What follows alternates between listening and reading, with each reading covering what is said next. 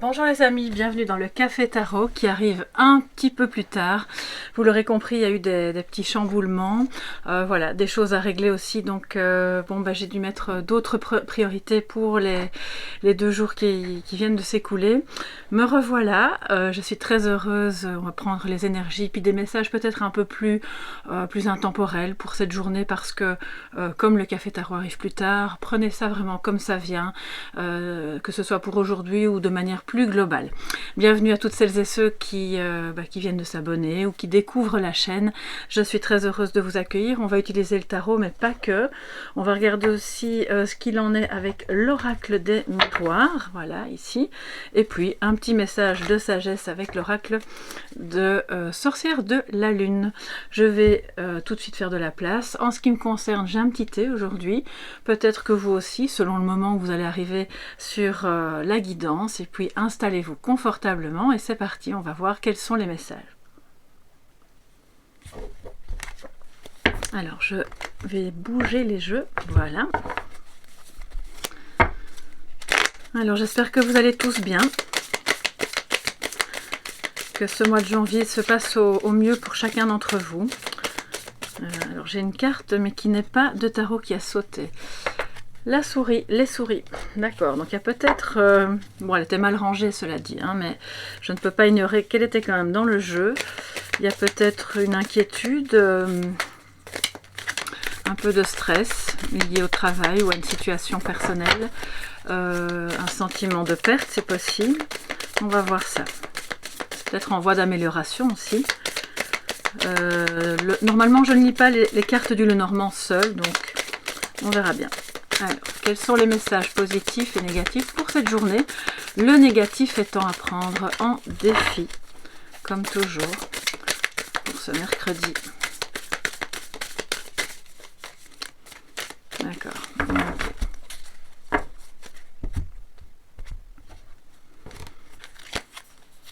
Alors, nous avons l'as de bâton en positif. Ça, c'est vraiment génial.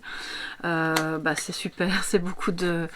c'est un nouveau départ. C'est beaucoup de désir. Si c'est amoureux, ça parle de soi-même. Ça veut dire soit un élan, un renouveau dans un couple qui existe déjà, avec aussi beaucoup de nouvelles idées sur comment on peut être ensemble, comment on peut faire pour... c'est le fait de raviver la flamme. C'est aussi un nouvel amour, une nouvelle passion. Il y a beaucoup de passion, c'est le feu de la passion. Ça concerne évidemment principalement les signes de feu avec l'as de bâton, mais on est quand même dans une guidance générale, donc on ne s'en tient pas à ça. Si c'est professionnel, là on vous dit qu'il y a peut-être un nouveau projet ou quelque chose qui va vraiment vous plaire, vous passionner et vous donner envie de creuser, d'aller plus loin, de continuer, de développer, de découvrir. C'est vraiment une énergie magnifique. Et alors au plan personnel, c'est une journée pour accueillir, vivre, activer ou réactiver l'énergie vitale, la passion, la motivation, tout ce qui peut, toutes les petites idées que vous pourriez avoir qui mettraient de l'élan dans votre quotidien. Surtout si vous avez l'impression par moment que c'est très ou trop routinier, à ce moment-là, vous avez cette as de bâton là, qui vous dit mais il y a des belles choses qui se profilent pour toi, vas-y, fais-les, explore et ça va te passionner et te donner vraiment un souffle de vie, de l'oxygène dans ton quotidien. En négatif, nous avons l'étoile. Je vais la mettre comme ça, j'espère que vous la voyez bien. Donc c'est en défi les amis. Alors ça peut concerner le Verseau, mais encore une fois pas que, puisqu'on est dans une communauté. Il y a comme, est-ce que vous y croyez? Voilà, ce nouveau départ il est là, cette nouvelle passion, il y a un tournant. Moi je vois comme des personnes qui font un virage et presque à 360 et ok on repart mais on va dans une autre direction et ça va être la bonne. Mais c'est comme si au fond de vous, il y a encore des sentiments bloqués, la peur que ça ne fonctionne pas, ou si c'est un manque d'espoir, c'est un manque d'espoir par rapport au projet ou par rapport à une relation, ou par rapport au fait d'aller mieux, de retrouver de l'énergie, de la vitalité. Mais pour d'autres, ce sera une insécurité. Alors, soit c'est la vôtre, soit c'est celle de quelqu'un d'autre qui est proche de vous aujourd'hui. quoi qu'il en soit, vous serez un petit peu confronté à ça, ou vous l'êtes de manière générale, parce que je vous ai dit, on peut le prendre aussi de manière un peu plus globale aujourd'hui, puisque j'arrive plus tard. Quelqu'un qui n'y croit pas trop, qui se sent peut-être insécurisé, alors j'entends par un manque d'authenticité. D'abord envers soi-même, donc on ne s'avoue pas certaines choses ou on ne se montre pas tel que l'on est aux autres, et quelque part ça nourrit évidemment l'insécurité qu'on peut ressentir en soi. Donc que ce soit par manque d'espoir, le fait de ne pas se sentir bien guidé, de se dire bon ben quand est-ce que ça arrivera, ben en fait c'est là. C'est d'ouvrir son cœur.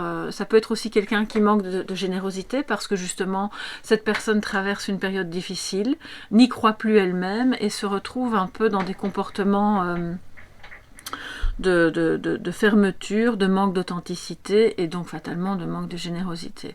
Donc le défi aujourd'hui, c'est évidemment de faire toutes ces petites actions et de surveiller vos pensées par rapport au fait de garder espoir, ou si vous êtes confronté à une autre personne qui est plutôt dans cette voilà, dans cette période-là, dans cette humeur-là, de quelque part la soutenir dans le fait que oui, les choses prennent du temps, et oui, on est bien guidé, et bien sûr que ça va aller, mais il va falloir se montrer à nu, tel que l'on est, sans phare. C'est aussi une carte de créativité, hein.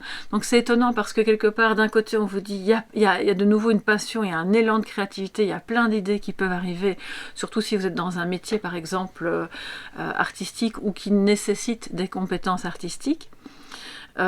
Si c'est amoureux, ben, on voit que ça repart, vraiment c'est tout feu tout flamme.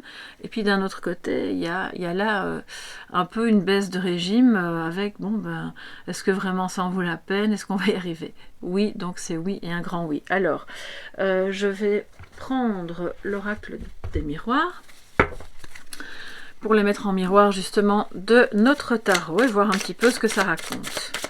En supplément, en complément d'information, je vais prendre un petit peu de thé.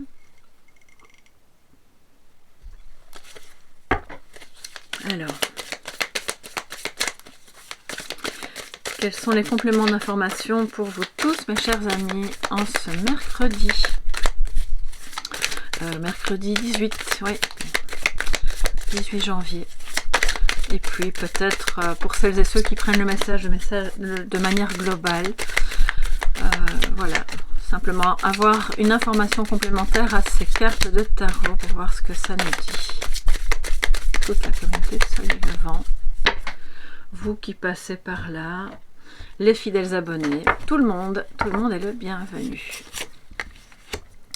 Enfermement avec l'as de bâton et instabilité avec l'étoile. Ok, donc alors là ce qui est bien c'est que c'est positif, ça veut dire que ça repart.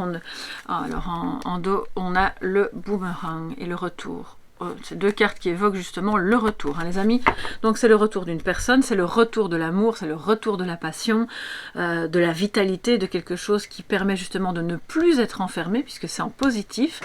On sort un peu de sa tanière, entre guillemets, on ose y croire, revivre des choses ou découvrir des choses qu'on n'a pas encore vécues dans son travail, dans sa relation, dans sa vie de manière générale. Donc ça c'est super super positif. Si c'est le domaine sentimental qui vous interpelle aujourd'hui, c'est plus l'idée que quelqu'un revient ou que vous revenez avec vraiment une belle énergie d'amour et de désir dans la relation. Mais par ailleurs, voilà ce qui provoque la difficulté d'y croire, c'est que c'est instable. Excusez-moi, j'ai encore du café. J'ai pas nettoyé les cartes, en fait, j'ai pas eu le temps. Je vous ai dit, hein, j'ai renversé la semaine passée du café sur mon jeu, donc bon bah écoutez, ça fait partie de son histoire, du café tarot, et on voit que l'insécurité vient de cette instabilité. Alors quelle est-elle? Elle peut être financière, elle peut être émotionnelle, parce que bon, on parle beaucoup quand même de relationnel et d'émotionnel dans ce tirage aujourd'hui. Elle peut être au niveau de l'humeur de quelqu'un, un jour ça va, le lendemain ça va pas. C'est quelqu'un qui a besoin de se sécuriser, d'être aidé pour pouvoir y croire de nouveau. Donc c'est très important, puisqu'on va le prendre en défi, d'identifier tout ce qui vous déstabilise ou tout ce qui déstabilise cette personne, afin de petit à petit y remédier. Tout ne va pas se faire en un jour, pour pouvoir retrouver espoir, retrouver de l'authenticité. Ça veut dire aussi, les deux cartes ensemble, pas de tabou. On est à nu, ici on le voit sur cette carte, on dit les choses, on explore ce qui va pas, c'est-à-dire c'est la zone d'ombre, pour pouvoir l'amener à la lumière, sans jugement, et remettre de la stabilité. Parce qu'effectivement, quand c'est tout feu, tout flamme, ça peut être aussi déstabilisant, même si c'est dans le bon sens, mais de se dire, bon, ben, on repart sur des bases plus concrètes, plus stables, moins mouvantes, et donc plus faciles à vivre émotionnellement, et plus sécurisantes. Ça, c'est un petit peu le défi aujourd'hui. Alors, les amis, on va prendre une carte de l'oracle sorcière de la lune. On va avoir un petit message conseil. On va faire comme ça, je vais la mettre au milieu, ça vous pourrez bien la voir. Un conseil pour vous tous aujourd'hui, en ce mercredi 18 janvier.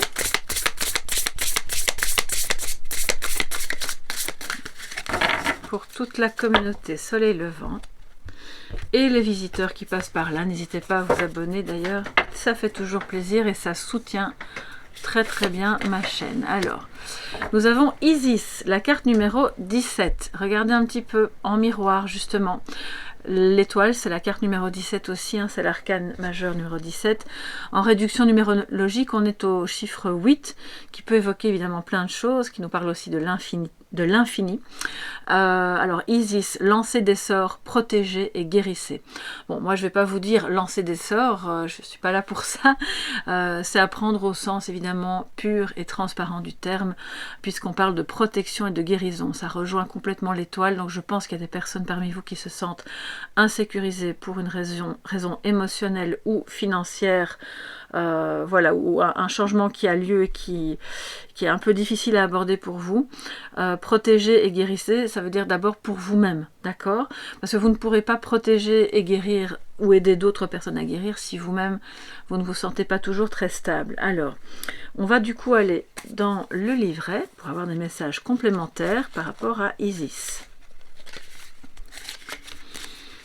Alors, Isis est la déesse égyptienne de la fertilité, de la magie et de la guérison. La mère des pharaons, une sorcière. Elle associe le pouvoir des énergies lunaires et solaires pour nourrir et guérir son peuple. Excusez-moi. Elle incarne le mystère profond et immémorial du pouvoir féminin de créer et d'insuffler la vie. Donc c'est là, on revient avec de la créativité avec l'étoile, hein.